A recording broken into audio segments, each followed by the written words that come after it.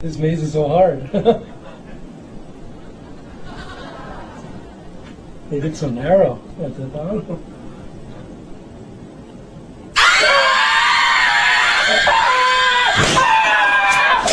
Ketakutan dan kebingungan, chaos, ya.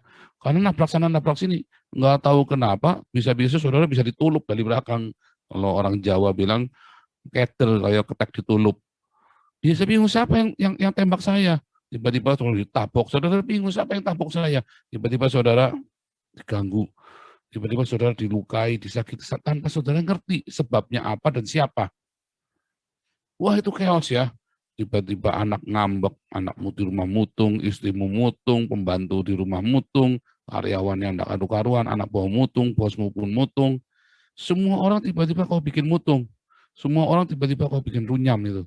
Sahabatmu tiba-tiba tinggalkan kamu. Wah itu kacau balau ya. Saat kegelapan yang paling gelap itu bahkan orang yang kau kasih pun bisa kau sakiti tanpa kau sadari. Wah, itu kegelapan yang paling gelap itu. Kalau saudara sudah masuk ke sana, saudara paham yang saya ngomong tuh, kegelapan yang paling gelap. Disitulah puncak ya, puncak-puncak dari semua dosa-dosa kita. Yaitulah kegelapan. Kalau dalam Kejadian 1 ayat 2 kemarin kalau kita ingat kembali ke penciptaan, ya wahaaret hayatah tohu wabu kosek alpanetehum wakosek. Kenapa bisa ada kegelapan? Ya karena ada vanity. Ya, vanity is my favorite sin katanya Al Pacino itu ya di dalam Devil's Advocate itu. itu cerita memang bagus itu ya itu cerita tetapi dia ngutip ayat Alkitab semua tuh. Filmnya si Keanu Reeves sama Al Pacino itu ya. Vanity is my favorite sin. Saat kamu di dalam vanity ya, tahu disitulah tahu wabohu ya wakosek alpanetahum. Disitulah ada kesia-siaan, disitulah ada kegelapan. Ya, di mana kita pride himself, kemarin kita cerita, bisul ditundukkan sama Tuhan, tapi kita nggak mau tunduk. Sudah ditundukkan nggak mau tunduk, gila loh. Wah, saking kerasnya hati kita tuh ya. Aduh, saya pernah ngalamin itu saudara. Sudah jatuh, sombong. Banyak ya. Saya kalau ketemu orang begitu udah nggak marah. Dulu saya jengkel. Kamu sudah kere, goblok, sombong pula. Dulu saya suka ngomel. Tapi saya ngalamin sendiri ternyata saya juga begitu. Kok sadar Pak? Iya, saya dulu ya nggak sadar, sadarnya sekarang. Tengok ke belakang, waduh, kok saya kok begitu ya? Sudah kere, bodoh, jahat, sombong pula. Ditanya, masih teriak salahku apa Tuhan? Wih, oke. Tanya salahmu apa? Jangan tanya salah. Banyak ya. Soalnya di mana Tuhannya banyak. Banyak ya. Sehingga kamu tidak menguduskan lagi nama Tuhan. Kamu tidak lagi memuliakan Tuhan dalam hidupmu. Sehingga seluruh hidupmu itu hanya buat untukku dan wah ngeri saudara. Orang itu kalau sudah kesombongan yang tiada, kesombongan itu adalah dosa yang paling dibenci ya oleh Tuhan dan paling dicinta oleh iblis dan paling dibenci. Karena kesombongan itu ada di mana-mana, bahkan di hati orang-orang percaya, di hati orang-orang kudus. Dan saat itulah iblis bersorak-sorai. Saat ada kesombongan dalam hatimu, ada mencuri kemuliaan Allah dalam hidupmu, mereka iblis itu bersorak-sorai, bersuka cita. Saudara,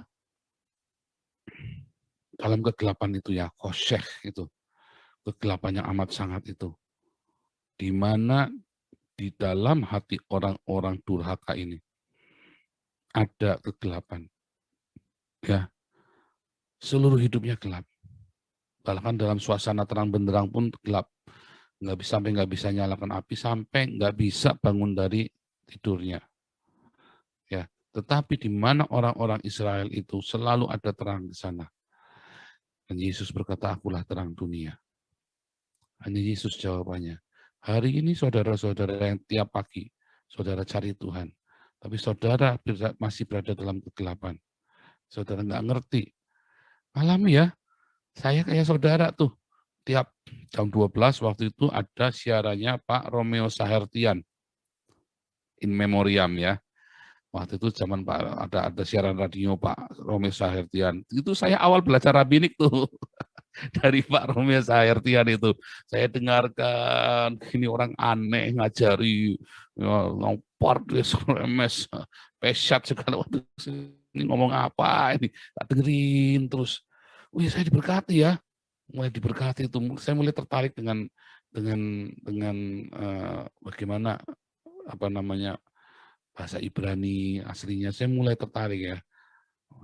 Wah itu setiap malam itu saya dengarkan pengajarannya Pak Romeo itu ya. Luar biasa sekali. Dan tiap malam, tiap siang kalau ada ini saya dengarkan khotbahnya Pak Petrus Agung. Tiap subuh-subuh ya. Saya semua doa fajar dari jam 4 pagi, jam 5 pagi, yang jam 6 pagi, yang jam 9 pagi. Saya dengarkan ya. Jadi setiap hari saya pasang headset, saya cuma dengar khotbah. Karena saya udah nggak tahu lagi harus apa. Ya kan? Saya nggak tahu. Saya nggak tahu lagi harus apa. Tapi firman Tuhan yang disampaikan ya sampai saya nggak tahu lagi stasiun apa saja tuh yang saya dengarkan di radio itu ya di Jakarta itu ya di Indonesia ya di Indonesia karena itu kan saya kan pakai ini ya pakai web apa radio web itu kan. Nah radio website itu wah saya nggak ngerti itu apa saja yang saya dengar pokoknya itu jadi berkat semua. Makanya saudara ya dalam ngantuk-ngantuk pun saudara setel itu ya firman Tuhan. Ada puluhan firman Tuhan yang ada di YouTube saya. Anda bisa ambil, bisa potong-potong, bisa download sendiri jadi properti Anda. Anda yang semua yang Anda rasa itu bagus. Di doa fajar ya, kalau Anda serem Pak serem-serem Pak pengajar ya yang doa fajar, kalau yang doa fajar itu saya nggak serem-serem. Selalu kita yang umum-umum. Nah, Saudara, Tuhan Yesuslah terang dunia. Saat Anda dengarkan semua firman Tuhan ini, kita nggak tahu mana yang akan jadi rema dalam hidupmu. Mana Yesus itu yang akan menampakkan diri dalam hidupmu. Ialah terang dunia. Ketika terang itu datang, kegelapan itu tidak dapat menguasainya. Dan terang yang dari Tuhan itu sempurna. Ya, itu bisa menguliti seluruh hidupmu, membongkar semua dosamu. Jangan takut.